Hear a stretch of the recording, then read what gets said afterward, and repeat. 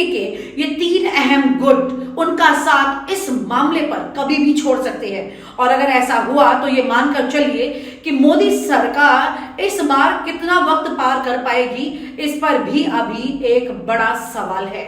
वक्फ संशोधन विधेयक पर बढ़ेगी बीजेपी की टेंशन।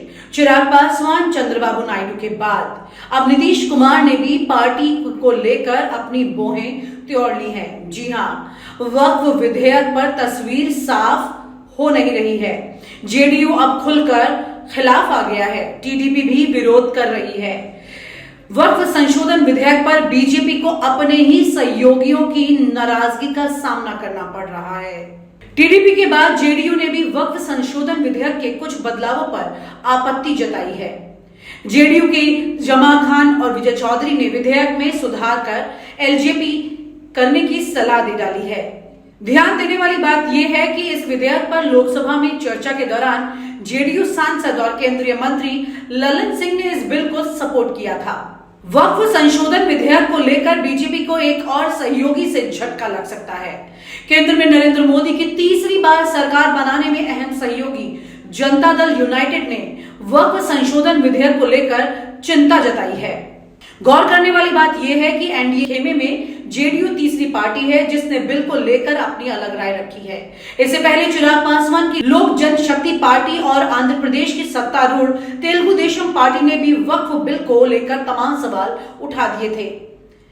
एक एनडीटीवी की रिपोर्ट आई है, उसके मुताबिक जेडीयू मुस्लिम समुदाय के हितों की बेहतर सुरक्षा के लिए प्रस्तावित कानून में बदलाव पर जोर दे रही है। जेडीयू का कहना है कि मुस्लिम समुदाय की ही सलाह पर विधेयक में बदलाव होने चाहिए। बिहार में अगले साल विधानसभा चुनाव है। राज्य में मुस्लिम आबादी 18% है। जेडीयू को यह गणित अच्छी तरह से पता है। माना जा रहा है कि बिहार के मुख्यमंत्री नीतीश कुमार की पार्टी जेडीयू 2025 में होने वाले विधानसभा चुनाव से पहले राज्य की 18% मुस्लिम आबादी को नाखुश नहीं करना चाहती है, इसलिए प्रस्तावित कानून में बदलाव चाह रही है। हालांकि पार्टी ने इस महीने की शुरुआत में ही विधेयक का समर्थन किया था और उसके सांसद और मंत्री राजीव रंजन ने लोकसभा में बहस के दौरान भी इस कानून का समर्थन किया था। उन्होंने पारदर्शिता को बढ़ाने के लिए संशोधनों को जरूरी बताया, लेकिन अब हालात बदल चुके हैं। रिपोर्ट में कहा गया है कि जेडीयू के भीतर असंतोष है क्योंकि बिहार के अल्पसंख्यक कल्याण मंत्री मोहम्मद जमा खान ने मुख्यमंत्री से मिलकर कुछ प्रावधानों के बारे में चिंता जताई। न सिर्फ जमा खान ने चिंता जताई बल्कि जल संसाधन मंत्री विजय कुमार ने भी मुस्लिम समुदाय पर असर पड़ने की आशंका जताई है। बिहार राज्य सुन्नी वक्फ बोर्ड के अध्यक्ष मोहम्मद इरशादुल्लाह ने कहा, नीतीश ने हमसे कहा कि वो उनकी पार्टी वक्फ बोर्डों के हित में सब कुछ करेगी और इस संबंध में जेपीसी के सामने अपने विचार भी रखेगी। उन्होंने भरोसा दिया कि वो वक्फ बोर्डों को कोई नुकसान नहीं होने देंगे। मोहम्मद इरशादुल्लाह ने हमें बताया कि हमने मुख्यमंत्री को बताया है कि हम एक बहुलवादी समाज में रहते हैं और वक्फ बोर्ड की जमीन न केवल मुसलमानों द्वारा बल्कि कई स्थानों पर हिंदुओं द्वारा भी दान की गई है। इनमें से कई दान का कोई रिकॉर्ड नहीं है, लेकिन दान की गई भूमि का इस्तेमाल अब स्कूलों, कॉलेजों और बहुउद्देशीय हॉल और अन्य कल्याणकारी गतिविधियों के निर्माण के लिए किया जा रहा है। अतीत में भी संशोधन हुए थे, लेकिन इस बार हम सरकार के इरादों से आशंकित हैं। ऑल इंडिया मिली काउंसिलिंग के सचिव आदिल फरीदी ने कहा है कि नीतीश कुमार ने वादा किया है कि वो वक्फ बोर्डों और उनकी औकाफ के हितों की संरक्षा करेंगे। विधेयक पर पार्टी के रुख के बारे में पूछे जाने पर नीतीश के राजनीतिक सलाहकार और जेडीयू प्रवक्ता केसी त्यागी ने द टेलीग्राफ को बताया, नीतीश जी ने मुस्लिम संगठनों के प्रतिनिधि मंडल को आश्वासन दिया है कि वो उनके हितों की रक्षा करेंगे। हम इस पर कायम रहेंगे। जेडीयू सूत्रों ने कहा कि विधेयक के पक्ष में वो नहीं है और अगर लोकसभा में मतदान के लिए आया तो शायद इसका वो समर्थन भी नहीं करने वाले। इस बीच all India Muslim personal law board के अध्यक्ष खालिद सैफुल्लाह रहमानी ने कहा है कि उन्होंने एनडीए के सहयोगी चंद्रबाबू नायडू और नीतीश कुमार से मुलाकात की और दोनों नेताओं ने वक्फ विधेयक पर अपना विरोध जताया। दरअसल ये बिल जेपीसी के पास है। जेपीसी की पहली बैठक ने विपक्ष ने जबरदस्त तरीके से अपना पक्ष रखा।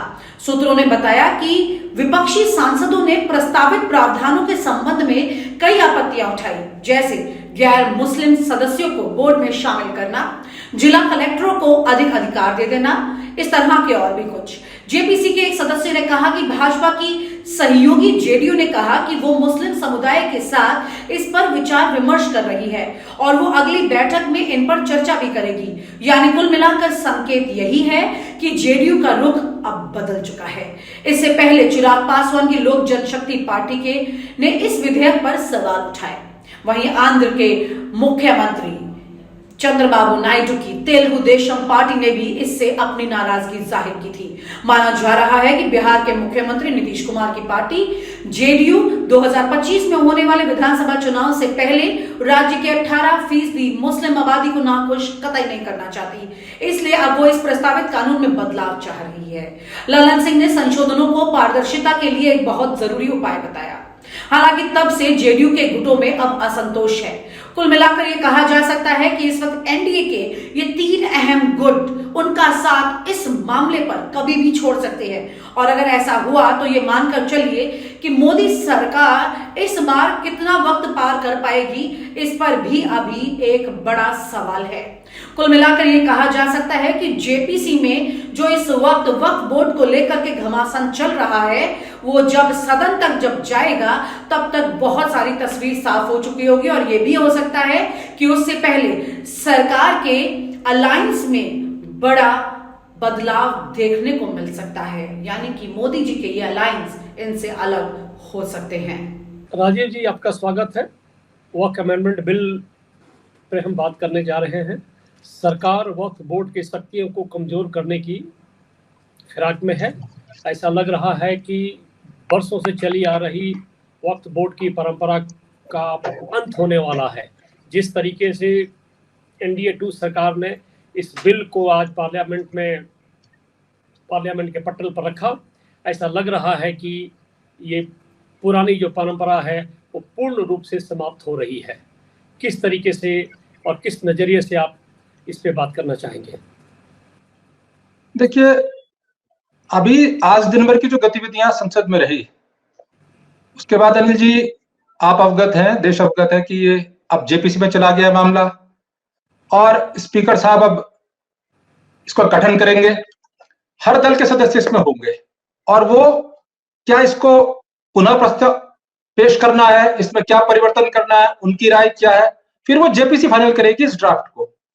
तो ये तो तय है कि जो स्वरूप आज जिस रूप में पेश हुआ वो स्वरूप नहीं रहेगा, क्योंकि हर दल का प्रतिनिधित्व उसमें होगा। कांग्रेस की होगी तो उसकी अपनी राय होगी और ये कब तक पूरा होगा। तो फिलहाल तो ये मान लिया जाए कि कुछ समय के लिए मामला चला गया ठंडे बस्ते में, लेकिन मैं इसे मोटे तौर पर इस रूप में देखता हूं कि आज संसद में ये एहसास जरूर हुआ, ये एहसास जरूर कराया संसद ने आज की गतिविधि से कि ये मोदी युग नहीं है, ये मोदी सरकार नहीं है, ये एनडीए सरकार है, ये बीजेपी की सरकार नहीं है जो अपनी मर्जी से पिछले 10 सालों में जो चाहती थी वो करती थी, बिल पेश करती थी, बगैर चर्चा अपूर्ण चर्चा के, अधूरी चर्चा के, विरोध के बीच पास कर देती थी और वो राज्यसभा को भेज देती थी। कहीं मुझे लगता है कि इस पे होमवर्क भी पूरा नहीं हुआ। जिस तरह से इस सरकार बनने के बाद पहले कदम पर जो डिमांड की गई थी कि भाई हमें नायडू के द्वारा कि हमको स्पीकर का पद दो, और उन्होंने नहीं माना, काम चल गया, सरकार फिर भी चल गई, बन गई, गठन हुआ। फिर एनसीपी का जो अजित पवार धड़ा है, उन्होंने कहा हमारे अपने अनुसार जो है कैबिनेट का स्तर दो, हम मंत्री पद की शपथ नहीं लेंगे। उन्होंने शपथ नहीं ली और ये झुके नहीं, फिर भी चल गया। लेकिन आज कहीं ना कहीं कोई एहसास जरूर हुआ, क्योंकि आज सत्ता पक्ष की ओर से नहीं, आज विपक्ष की ओर से, विपक्ष में ओवैसी जी की ओर से मत विभाजन की मांग की गई। और यदि ओवैसी जी ने यह डिमांड की कि डिवीजन किया जाए, और डिवीजन यदि होता तो कहीं ना कहीं सरकार डिवीजन से क्यों रोकी? यदि डिवीजन में सरकार इसे पास करा देती थी तो बात खत्म हो जाती है, चला जाता राज्यसभा को।